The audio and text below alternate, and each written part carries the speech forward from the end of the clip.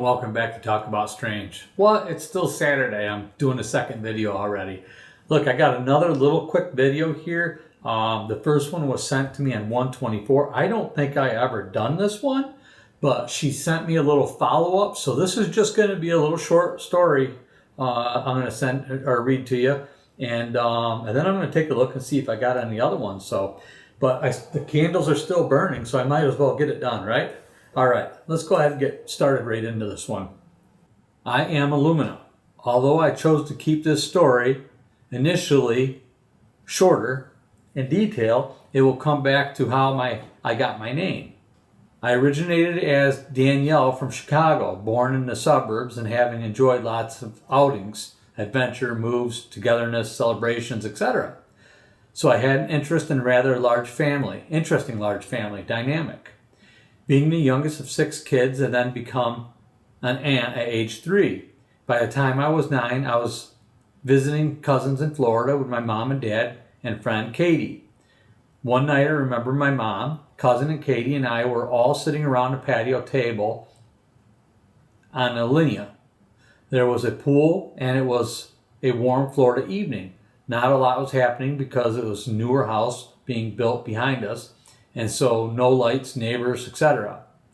We were out in the dark. Now because it was dark, I began to trail towards the sky and there was a sparkling of stars. I hadn't been raised to believe in religion, although I was aware of the concept of God. Before the trip to Florida, I had gotten a children's book called Are You There, God? It's Me, Margaret. Coincidentally, a movie came out and was made of the same book. Point is, I began to think of God more, and so when I stared into the sky, I thought, God, are you real? Please show me a sign. Before my eyes appeared the Star of Bethlehem.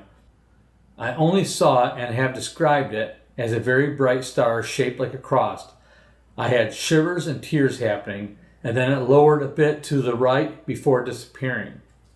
It wasn't until years later, after moving to Florida, did I share this with 2 Christian girlfriends whom I thought would believe me. I've since shared the story more so, many times as of late, as we were all discovering our other worldly experiences can be shared more via this platform and give us a feeling of togetherness. I have been in isolation in Alaska, recovering from many years of thousands and thousands of miles of travel and many vicious attacks. I'm on the mend and getting more and more clear. After so many malicious occurrences and outlandish adventures, that said, I feel this story has gotten long enough, and so my next one will be about how I got my name Illumina. Until next time, to be continued. And then she continued it here recently, or yesterday. Hi out there. Per your request, I am encouraged to send a continuation of my story of Illumina. My initial email to you for a reminder was the time I saw my first sign from God at age 9. I was looking into the sky when I asked if God was real. Show me a sign. Before my eyes appeared the Star of Bethlehem shining brightly. I was having shivers and tears and have been sharing that story more these days than back then. Fast forward many years and miracles later, I was living in Tuscan and was unschooling 2 daughters as a stay-at-home mom with work-at-home dad.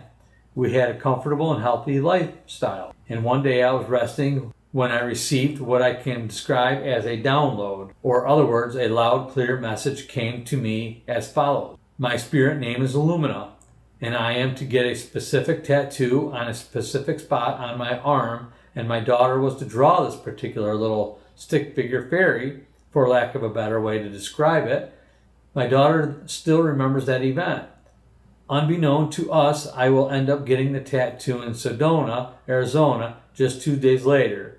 More stories to follow, as I want to save room for others to share. Until then, Illumina. Interesting, right? Okay, so, I mean, you got your sign, and it sounds like you've had a lot of other stuff going on. The call to get that tattoo, that's interesting. I admittedly don't entirely understand how the Illumina came. I wish you would have completed that. There's going to be a lot of questions about that. But I guess you were told your name is Illumina. in that voice that you got or communication that you got. Well, anyway, hey, very interesting. Thank you for sharing that with us, and I hope you guys enjoyed. Surprise! I just I just about burned out the 2 top candles. Blew everything out, turned the lights back on, switched over, started going through my emails, cleaning them up, getting rid of some stuff, changing it over, and I run into another quick little, it's kind of a story, I guess, but I'm going to go ahead and add that into this video. And so I had to put new candles in are they lit? Yeah. I had to put new candles in up there, and so you can see that they're up and ready for maybe another story will come in today that I can use, right? So anyway, let me get in there to that. I found it on my phone, actually. Oh, it looks like one just came in too. Right here. This one went with the superpower video.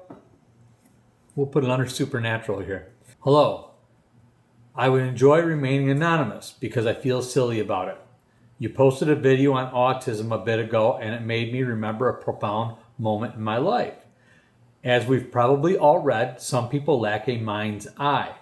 They can't visualize an apple in their mind space. I've always understood that I've had an excellent ability to visualize things. So I talked to other artists to compare what they could see and could tell you that there's millions of ways to draw and none are wrong except AI, but I digress. Yeah. I realize at this point I may have a small superpower. Not only can I see the apple, I can rotate it freely in 3D. I can change the color. I can transform it into things I've never even seen before. I can place it superimposed into my actual physical sight and draw it. Apparently is not typical. I'd love to hear if there's others like me out there. I do suspect it's an autism thing. Very interesting. And I say that because of something really important to me that I always found very interesting. I can use my mind's eye for probably too much as well. You know, I can visualize things. That was what made me extremely good at flipping houses, where other people would go in and they couldn't visualize the home and the decor, and they would just see ceilings hanging in and busted sheetrock and garbage laying all over. I could literally remove the stuff, hang sheetrock, paint the walls, decorate. I mean, I could do this all in my head. It took time to sit there and do the whole house. But before I bought it, that's what I would do. I would go through and I would visualize these things and I would build things. It's what kept me awake at night too, because my wife will ask me why I'm quiet sometimes. She knows now after 35 years, but I will design houses in my mind. I will do layouts and buildings and framing, and I mean all kinds of stuff I can do in my mind. I think that's what you're talking about, and I can picture something while I was reading that. I was picturing now to bring it out in front of me in 3D, like this guy right here. I can picture it, but I don't think I can superimpose it like that. That's pretty wild. I think that's a pretty cool ability. Small superpower, maybe big superpower. I don't know. But I would be curious to know if other people can do that, have done that. But, excuse me, the mind's eye is a powerful thing. I mean, it really is. And it's critical. Oh, that's the point I was going to get to. I can see numbers with my mind's eye. This is where the mind's eye comes in, is really important. Is in your life, when you read or spell or do math or do anything, a lot of this stuff you use your mind's eye to recall it, and you might have muscle memory, but it's still your mind's eye, I think, that's doing it. I can see numbers, math. I'm phenomenal with math. I'm not Rain Man, but I'm good at math. I can't see words. I have a very hard time seeing words, and therefore I'm not very good at spelling. Now, I can read about anything, not always well, just knock it off, you guys. But I have a very hard time visualizing words to spell them out, remembering them, bringing them back into my mind's eye. And I think that it's a critical part of what you can do. So I'm curious, are you phenomenally good at spelling, math? What's your strong suit? So I think that has to do with the mind's eye. I'd love to know what you guys think about it. So anyway, yeah, I'm going to tie this into that story, and then I'm going to do a new ending right now by saying thank you very much for joining me here today. I hope you guys complete your weekend and have a wonderful weekend. Find a lot of things to do. Get out and find some sunshine. It's cold here, but it's sunshiny. And I will see you again very soon.